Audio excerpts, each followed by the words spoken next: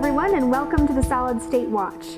I'm Shannon Davis, the web editor for Solid State Technology, and now let's take a look at the top headlines we've been tracking from March 13th through March 19th, 2015. Smaller and more powerful medical systems are driving up sales of ICs, sensors, and other devices in the medical semiconductor market. In its recent update to the McLean Report, IC Insights reported that it believes medical semiconductor sales growth will strengthen this year and next year before sliding back in the next expected economic slowdown in 2017.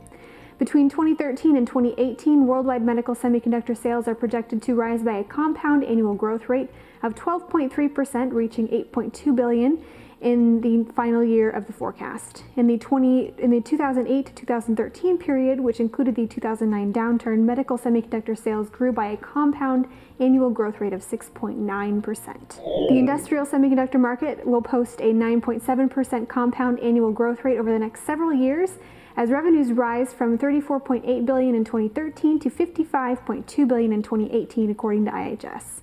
Increased capital spending by companies and continued economic growth, especially in the United States and China, will help spur demand and drive sales growth for the industrial semiconductors.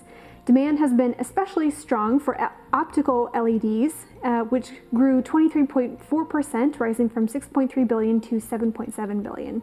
Discrete power transistors posted 13.4% growth, rising from $5.5 billion in 2013 to $6.3 billion in 2014. The recent acquisition of Freescale Semiconductor by NXP Semiconductor will catapult the merged entity of into the world's 8th largest chip maker, positioning the newly minted giant for an even more formidable presence in the key industrial sectors, according to IHS.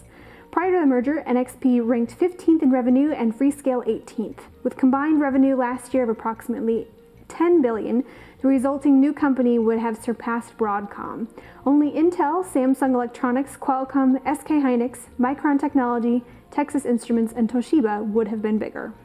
Samsung, Apple, and Chinese OEMs will drive revenue in the light sensor market to grow 16% between 2013 and 2016, according to a new report released this week by IHS. The latest report found that revenues will reach $767 million in 2016, a 16% rise in 3 years. Between 2013 and 2015, there has been a rapid adoption of light sensor units, mostly thanks to Samsung. Samsung has led the mass adoption of RGB sensors, gesture sensors, optical pulse sensors, and even UV sensors in this time frame. For more industry headlines during the week, be sure to follow us on Twitter or like us on Facebook. For Solid State Technology Magazine, I'm Shannon Davis. Thanks for watching, and see you next week.